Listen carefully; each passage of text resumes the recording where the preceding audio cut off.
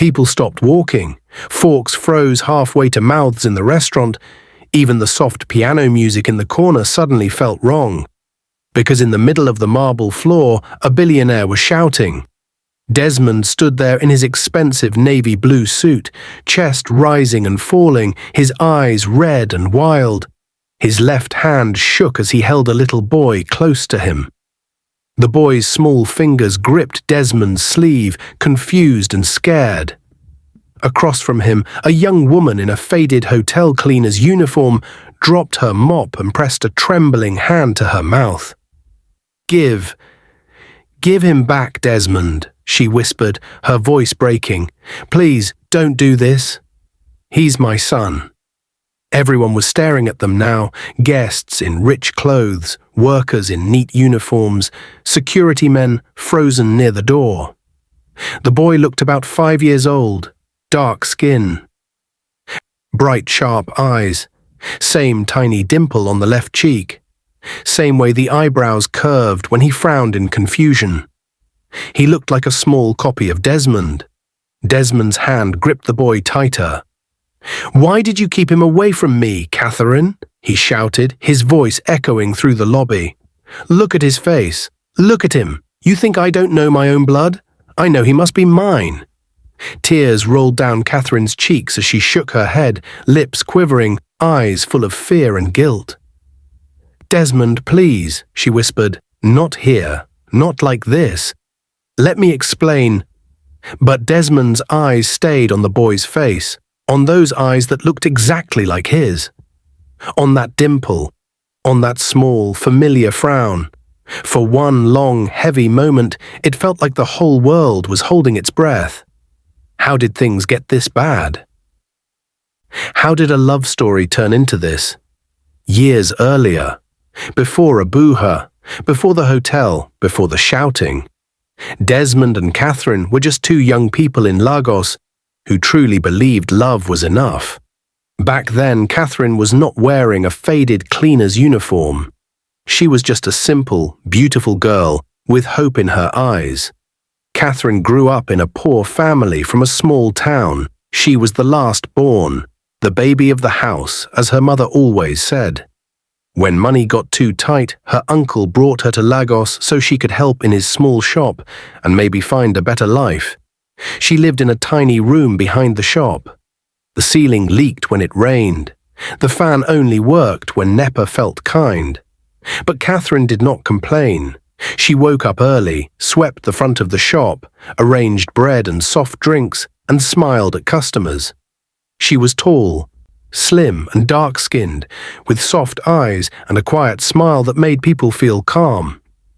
Even when she was tired, she still greeted everyone kindly. One hot afternoon, a black car stopped near the shop. The driver opened the back door, and a young man stepped out. He wore simple jeans and a plain t-shirt, but everything about him looked different.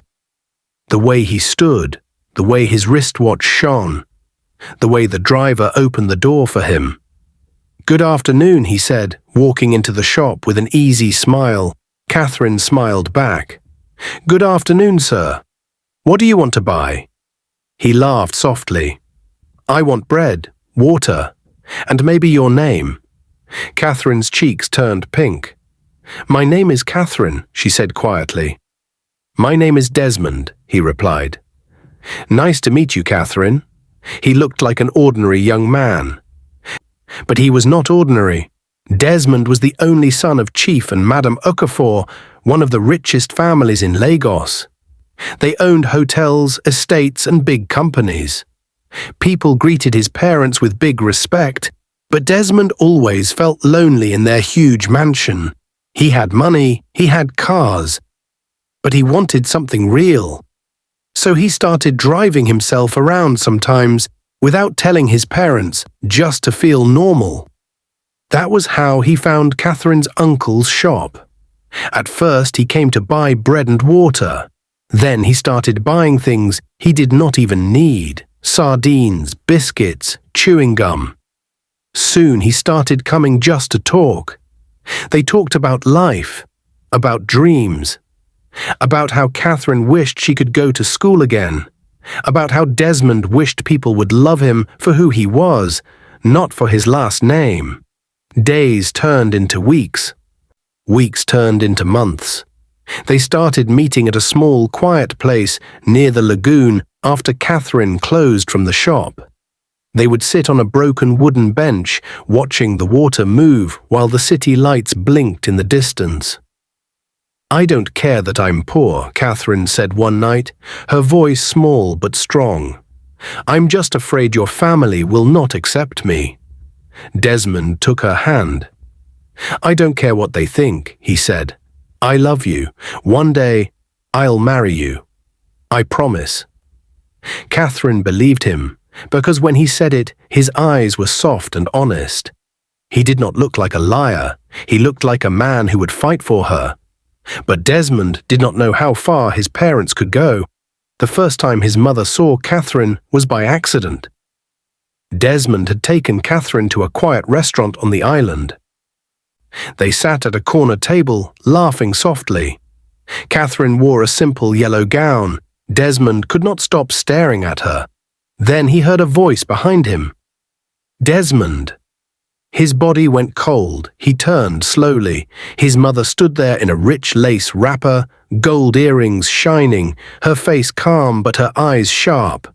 Behind her was his father, Chief Okafor, in a white caftan, watching everything with a hard expression. "Good evening, Mum," Desmond said quietly. His mother's eyes moved to Catherine, scanning her from head to toe. "And who is this?" she asked. My girlfriend," Desmond replied. "Her name is Catherine." For a moment nobody spoke.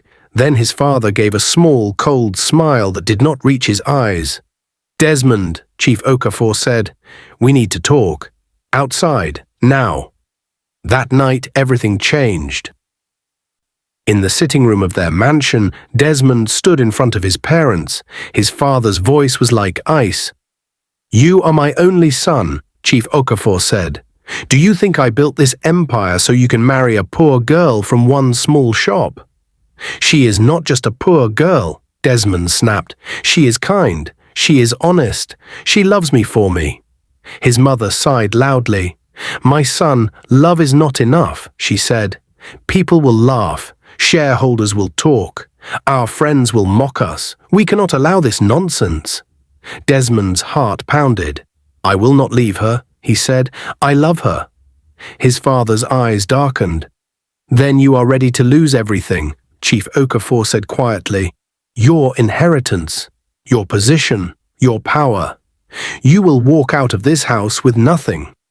Desmond looked at them shocked. Could his parents really do this? But what Desmond did not know was that his parents had another plan.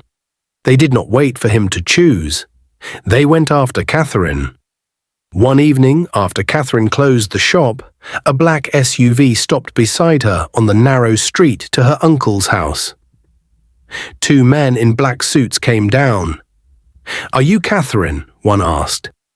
Her heart jumped, but she nodded. They took her to a quiet place, a small office with no windows. After some minutes, a woman walked in, Desmond's mother. Catherine's hands shook. "My dear," Madame Okafor said softly, but her eyes were like sharp knives. "You are a beautiful girl, and I can see you care for my son. But this thing between you and him must end." "Mama, with all respect." Catherine tried to speak. Madame Okafor raised a hand. "We are not begging you," she said. "If you truly care for Desmond, you will not destroy his future. Leave him. Leave Lagos. Start a new life." Tears filled Catherine's eyes. "We love each other," she whispered. "He promised to marry me." Madame Okafor dropped an envelope on the table. "Take this money. It is more than you will ever make in that small shop," she said. "Use it to help your family. Forget my son." "I don't want your money," Catherine said, pushing the envelope back. "I just want Desmond." Madame Okafor's face hardened. "Listen very well," she said quietly. "If you do not leave Lagos in 1 week, your uncle's shop will disappear. Your brothers might be arrested for crimes they did not commit.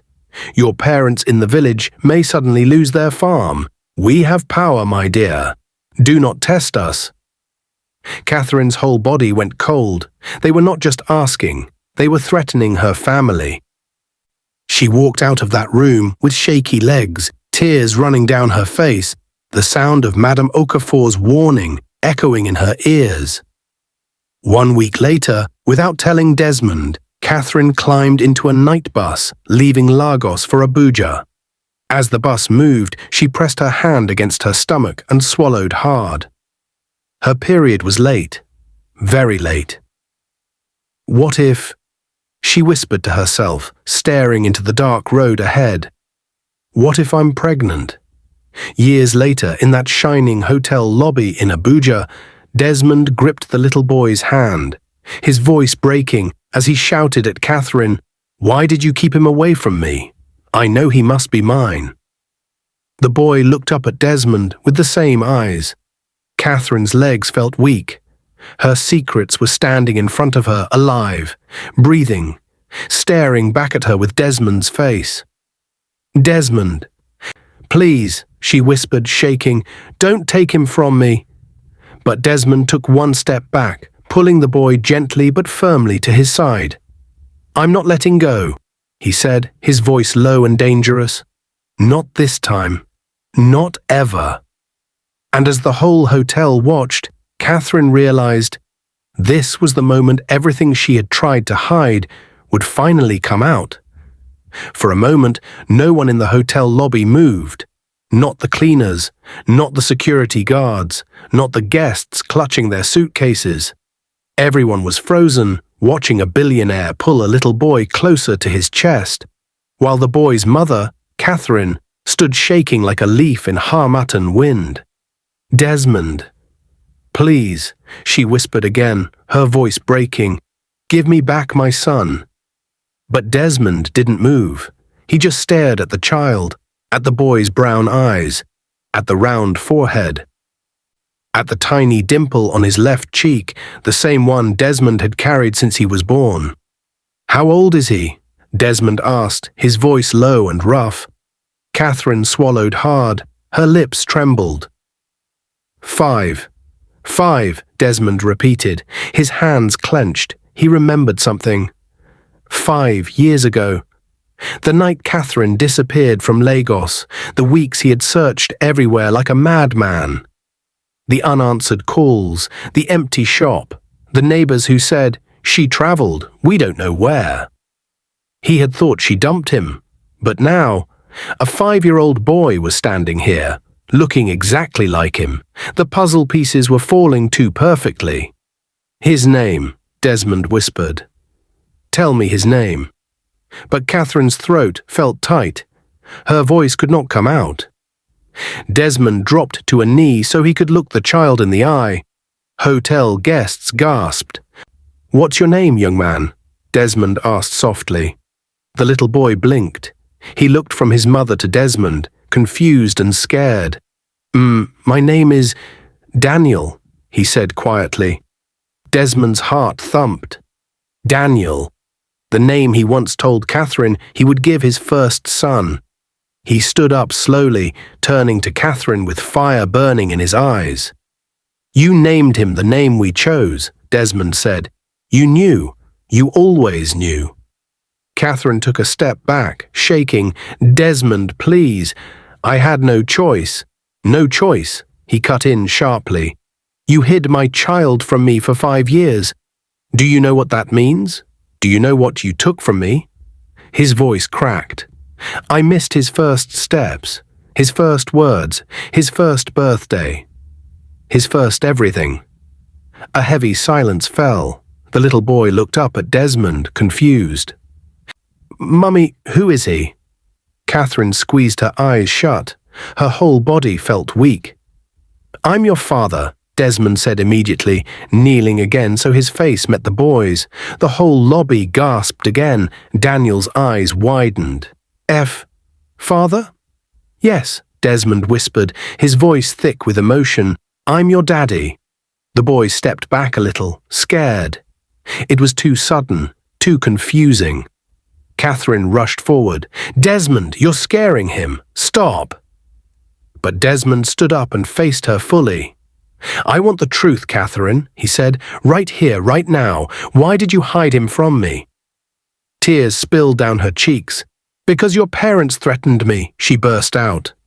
"They said they would destroy my family. They said your father would ruin my uncle's business. That your mother would make my brothers disappear.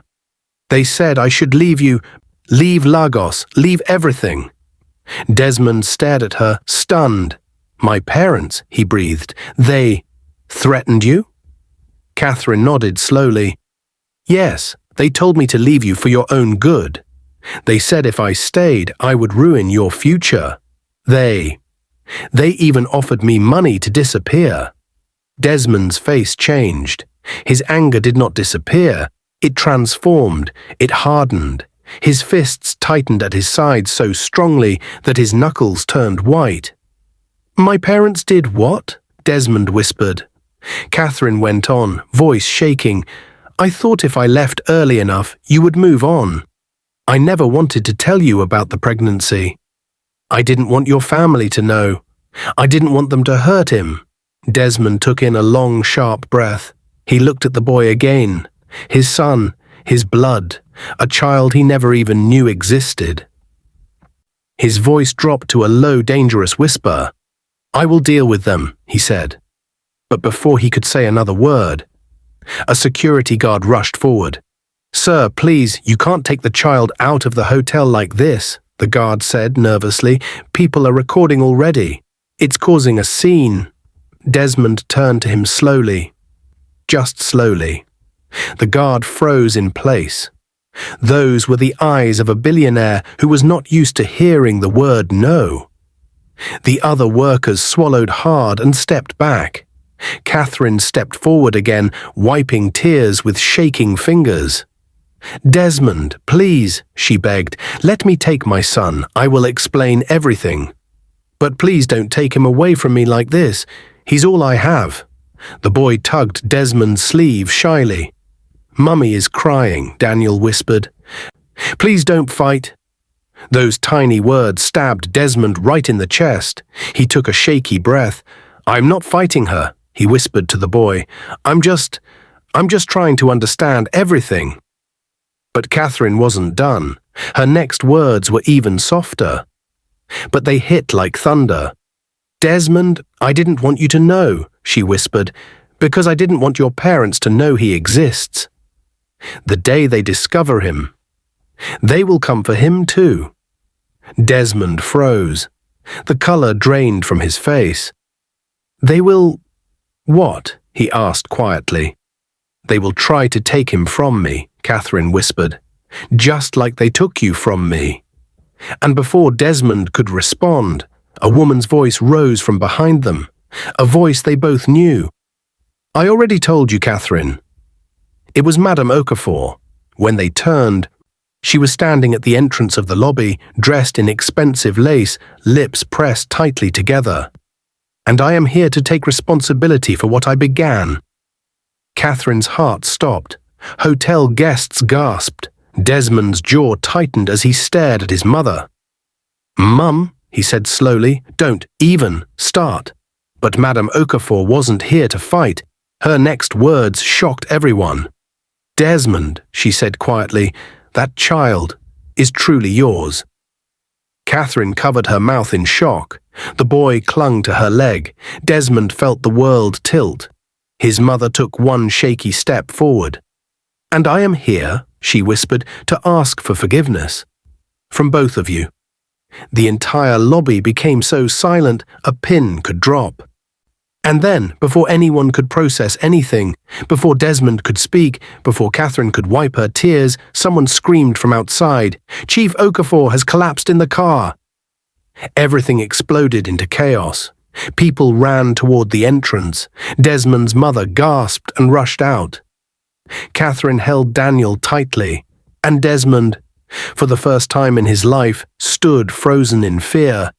His father, the man who tried to destroy his happiness, was lying unconscious on the ground. The lobby doors burst open as people ran outside, shouting and pointing toward the black SUV parked in front of the hotel. "Call ambulance. Carry him carefully. Stand back." Desmond felt the world grow loud and silent at the same time. His ears rang, his hand shook. For years, he had wanted to confront his father, wanted to look him in the eye and demand an explanation, but he had never wanted this. His father, Chief Okafor, was lying motionless beside the SUV, his expensive kaftan stained with dust, his eyes half closed, lips pale, chest barely rising. Madame Okafor was kneeling beside him, holding his hand, crying in a way Desmond had never seen before. "Please stay with me," she whispered. "Please don't die. Please, Chief, I don't die like this." Her voice broke like glass. Desmond walked toward them slowly, still holding Daniel's small hand. Catherine followed behind him, trembling, the mop she had dropped earlier still lying in the lobby behind her.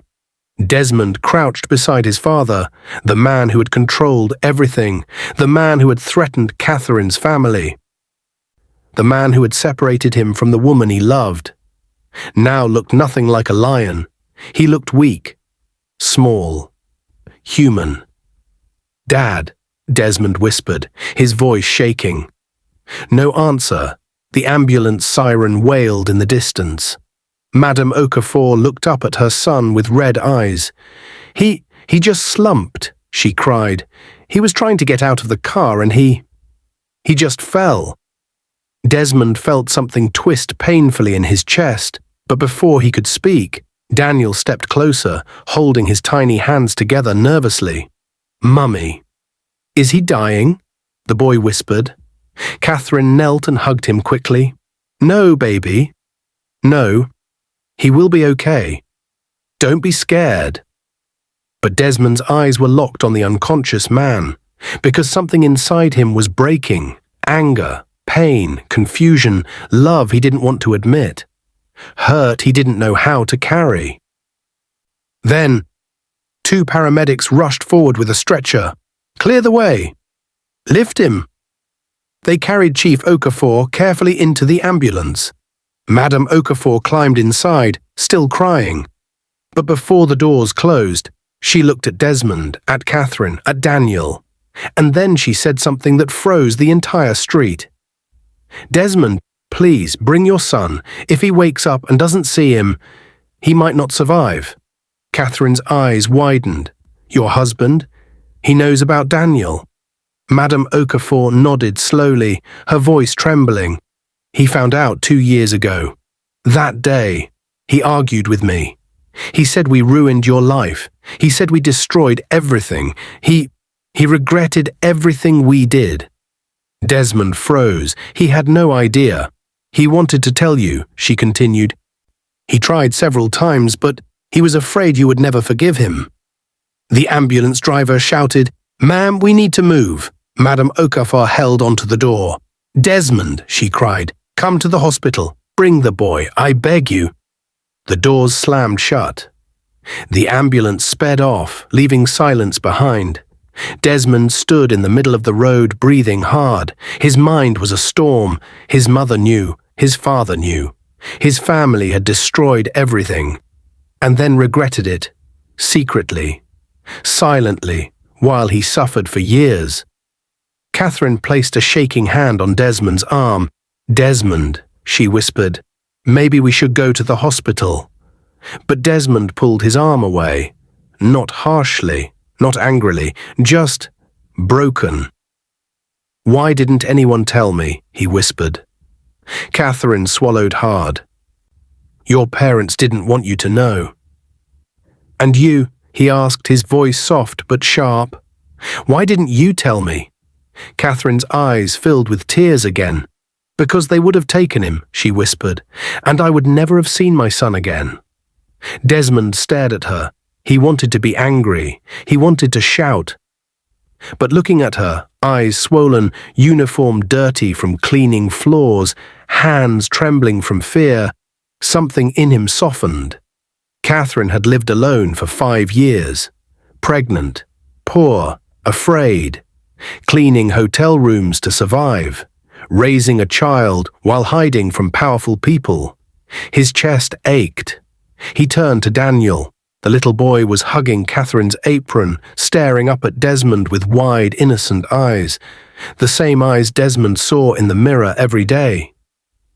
"Daddy, are you angry?" Daniel asked quietly.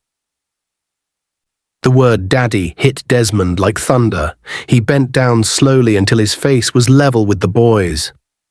"No," Desmond whispered. "I'm not angry at you. I will never be angry at you." He pulled Daniel gently into a hug. The boy rested his head on Desmond's shoulder. Catherine's hand flew to her mouth as fresh tears escaped. For the first time in 5 years, she saw Desmond holding their child, their son, their blood. The scene was peaceful, but suddenly, a loud voice broke the moment. "Everywhere camera! Everywhere camera!" someone shouted. A crowd of hotel guests had gathered, phones held high, recording everything. Whispers rose. "That's Desmond Okafor. A billionaire fighting his ex over a child. Is that the baby mama? Is that his son? This is trending already." Someone shoved a microphone forward. Sir, is this your hidden child? Madam, were you hiding the boy from him? Is this a scandal?" Security rushed forward. "Everyone back, no recording." But the damage was done. Videos were already online, hashtags were already flying, and before Desmond could shield his son, a reporter shouted loud enough for everyone to hear, "Sir, your father is in critical condition. Is it true he collapsed because of the scandal?" Catherine gasped. Daniel gripped Desmond tighter. Desmond's jaw tightened.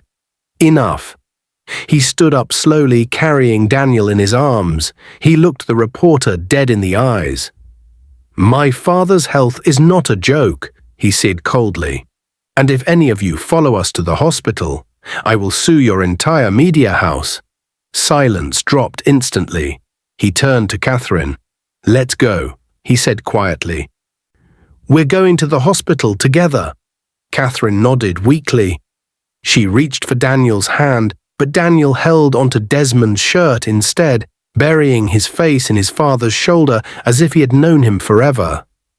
And so, with hundreds of eyes watching, a billionaire walked toward his car, holding the son he didn't know he had. And beside him, Catherine walked with trembling legs, wondering what awaited them at the hospital. But just as Desmond opened the car door, Catherine froze. Her heart dropped. Standing across the parking lot, leaning against a pillar, was a man she never thought she would see again. A man who had sworn revenge on her years ago. The man who once claimed he was the father of her child. His eyes locked on her, and he smiled slowly, not a friendly smile, a dangerous one. Catherine's breath caught in her throat. Her legs felt like they turned to sand. Because standing across the parking lot, leaning casually against a pillar as if he owned the ground, was the last person she ever wanted to see again. Fidelis, the man who once lived in the same compound with her back in Lagos. The man who claimed she owed him because he gave her free water and helped her lift buckets sometimes. The man who once trapped her behind the shop and tried to force her into a relationship she never wanted. The man who threatened her the night she told him no. He was the same man who swore that if she ever had a child, he would say the child was his. And there he was, in Abuja, smiling like a crocodile. As soon as Desmond saw Catherine freeze, he followed her gaze. His eyes narrowed the moment they landed on Fidelis. Desmond knew danger when he saw it. "Do you know him?" Desmond asked, voice sharp. Catherine swallowed. Yes. Daniel, still in Desmond's arms, lifted his head. "Mummy? Who is that?" But Catherine couldn't speak. Fidelis stood up straight and began to walk toward them. Slow, confident, dangerous, the same way he used to walk toward her in Lagos. Desmond shifted Daniel to one side, subtly protecting him. Catherine stepped closer to Desmond without even thinking. Fidelis stopped just a few steps away, smirking. Well, he drawled. Catherine. Long time. Catherine's fingers trembled. What are you doing here? She whispered. Fidelis shrugged casually. I live in Abuja now. And imagine my surprise when I saw you working here as a cleaner. His eyes moved to Danielle. And imagine my bigger surprise when I saw the boy. Desmond stiffened. Fidelis grinned wickedly. Ah, so that's him, the child you ran away with. Desmond's jaw tightened. What exactly are you saying? Fidelis looked him up and down, unimpressed by the expensive suit. I'm saying, Fidelis replied, that the boy might not be yours. Catherine gasped. Fidelis, no! But Fidelis continued, enjoying the chaos. You think you can just show up in Abuja and take someone's child because you're a billionaire? Fidelis said. This boy looks like Catherine, yes. But we lived in the same compound, remember? People know about us. Catherine shook her head violently. There was never an us. Stop lying. Oh, Fidelis smirked. You want to deny? After everything? After all the nights you came crying to me. I never cried to you, Catherine shouted, her voice cracking. Desmond stepped forward, his eyes burning. You should stop talking, he warned. Now. But Fidelis was not scared. He smiled even more. Or what? You will beat me. Arrest me? I know my rights, he said, crossing his arms. In fact, I think we should all go to the police. Let them decide who the father is. Catherine looked like she was about to collapse. Desmond's breathing grew heavier. Daniel clung to him again, confused and scared. Daddy. Who is he? The boy whispered. That single word, Daddy, made Fidelis freeze. He blinked. Then he burst out laughing. Oh, so he even calls you Daddy, Fidelis shouted mockingly. Ah, billionaire, sir, you're being played. She is playing you like suya meat. Catherine covered her face in shame. People around them started recording again. Phones went up. Whispers rose. Desmond's fists tightened dangerously. Catherine, he said slowly, eyes still on Fidelis, what is he talking about? Catherine shook her head quickly, tears spilling. He is lying, Desmond, she cried. Please believe me. He has been trying to force himself into my life for years. When I got pregnant, he tried to claim the baby. He used to threaten me. I ran away from him too. Fidelis clicked his tongue. Ah, Catherine, Catherine. You see, lies can only carry you for so long. He looked at Daniel again. Come here, boy. Desmond moved so fast that even Fidelis flinched. Don't touch him, Desmond warned, voice low and deadly. Don't look at him. Don't breathe in his direction. But Fidelis wasn't done. Oh, so you think you can bully me? Because of money? He laughed. Let me tell you something, Mr. Billionaire. I know the law. He stepped closer and pointed at Catherine. She ran away from Lagos. She never reported me for anything. She has no proof of her claims, no police statement, nothing. If I say the boy is mine, they will ask for DNA. Desmond's eyes turned dark. And when the DNA shows the boy is not yours? He asked quietly. Fidelis smirked. Then at least I would have dragged you into a scandal. And maybe even gotten compensation for defamation. Billionaires like you settle fast, Abi. Catherine grabbed Desmond's arm. Please don't fight him, she begged. He wants trouble. Don't give it to him. But Fidelis stepped even closer, voice full of poison. I'm not going anywhere, he said, until the truth is proven. Desmond took a long breath. Slow. Deep. Trying to control the rage boiling inside him. He turned to Catherine. Did this man ever touch you? Desmond asked, voice trembling. Catherine shook her head violently. Never. He only threatened. He tried to force himself on me once, but people came around, And he ran. He has never even held my hand." Desmond nodded once. Then he turned to Fidelis. "You want DNA?" he said quietly. Fidelis smirked. "Yes. Let's see the truth." Desmond stepped closer until he was only inches away. "Fine," he said. "We'll do DNA." Fidelis blinked. "N?" But Desmond continued, "You will do it after I destroy you with my lawyers." Fidelis's smile faded. "I will sue you for harassment," Desmond said, "for attempting to claim a child that is not yours, for stalking this woman, for threatening her, for defamation." Fidelis swallowed hard. "You think you can scare me?" "Oh, I don't need to scare you," Desmond cut in calmly. "I only need to show the police the CCTV of you approaching and harassing the mother of my child." Fidelis looked around at the hotel walls. Cameras everywhere. Desmond smiled coldly. "You walked into the wrong trap." Fidelis's hands began to shake. Catherine whispered, "Please go, Fidelis. Please don't make this worse." Fidelis looked at Desmond, at Catherine, at Daniel. Then he spat on the ground. "This is not over," he growled. "She will suffer. Both of you will." He turned sharply and stormed away. Only when he disappeared into the crowd did Catherine's knees buckle. She fell to the ground, sobbing. Desmond caught her immediately, helping her sit. "It's okay," he whispered. "He won't touch you again, I promise." Daniel knelt beside her and hugged her tightly. "Mummy, don't cry." Desmond's heart squeezed painfully. But there was no time to rest. His father was in the hospital. His mother was waiting for them. His son had just met him. Catherine was breaking apart in his arms. Fidelis had started a new storm. And then Desmond's phone rang sharply. He looked at the screen. It was his mother. He answered immediately. "Mum?" Her voice came through shaky and scared. "Desmond, come quickly, your father is awake. And he is asking for your son."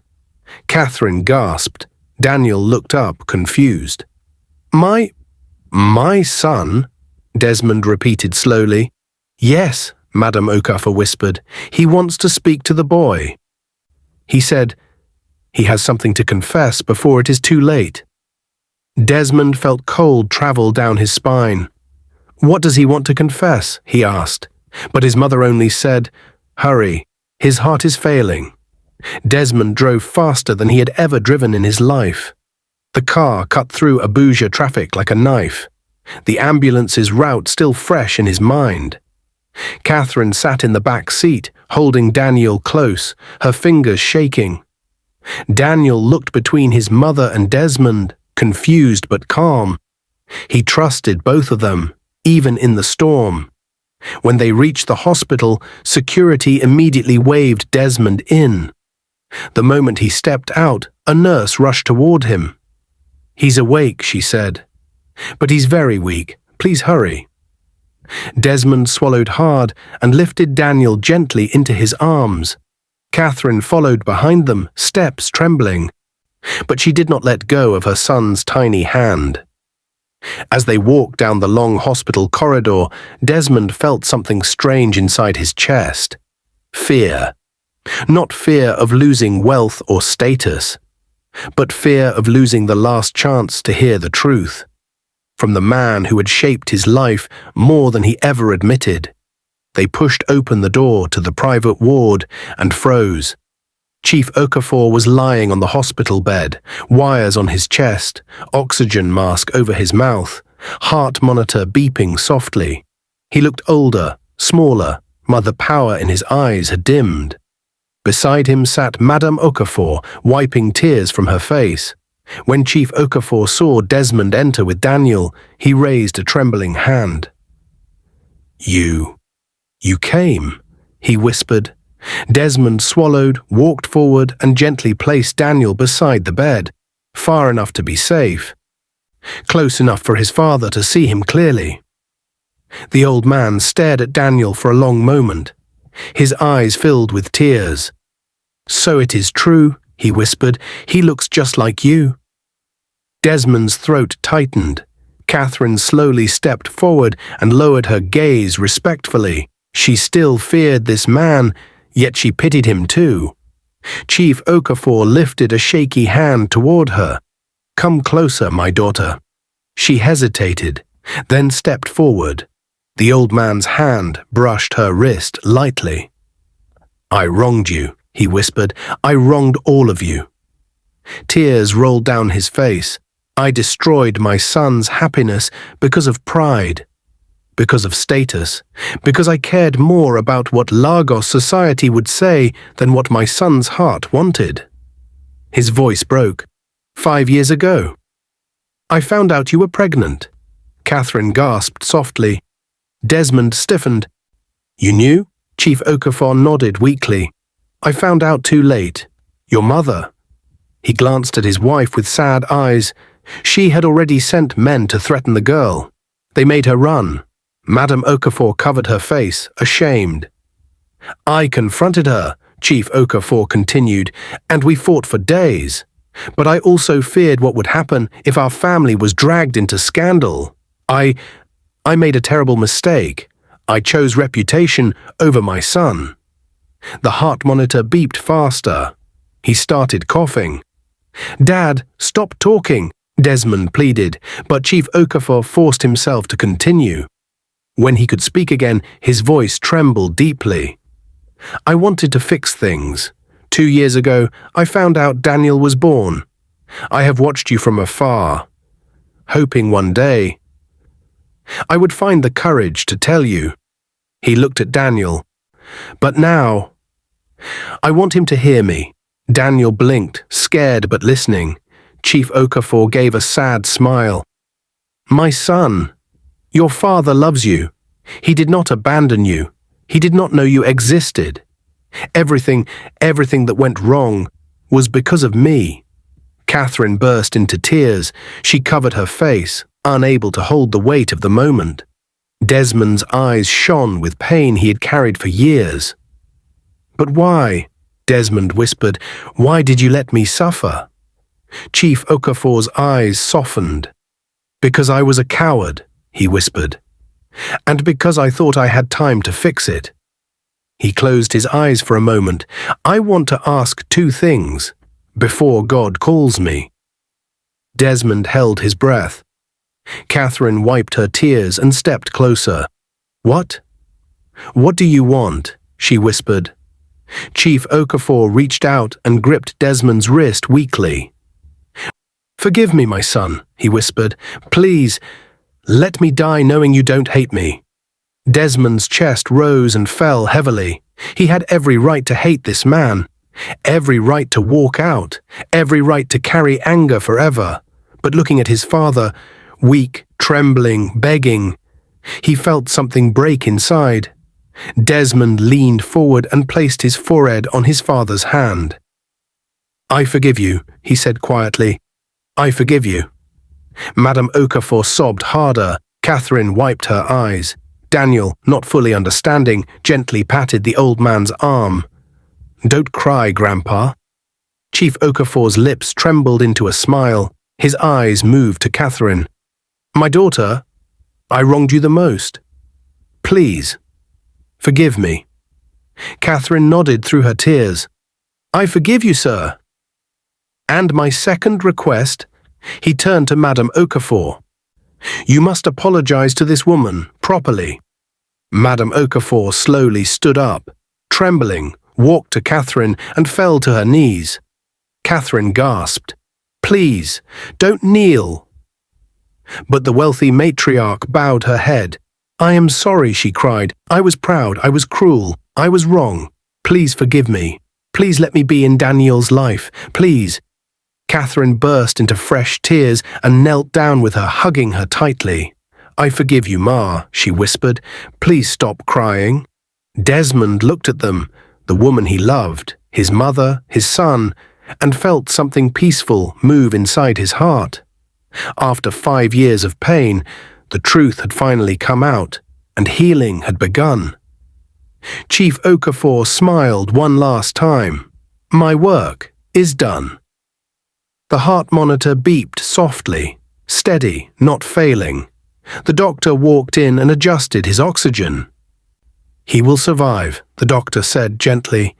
"He just needs rest and peace. No more stress." Desmond exhaled shakily, his whole body relaxing. Catherine covered her mouth in shock. Madame Okafor collapsed into the nearest chair, thanking God repeatedly. Daniel hugged Desmond's leg. "Daddy, he didn't die." "No," Desmond whispered, lifting his son into his arms. "He will live." For the first time, the boy smiled widely, showing the same dimple Desmond had. Desmond kissed his forehead.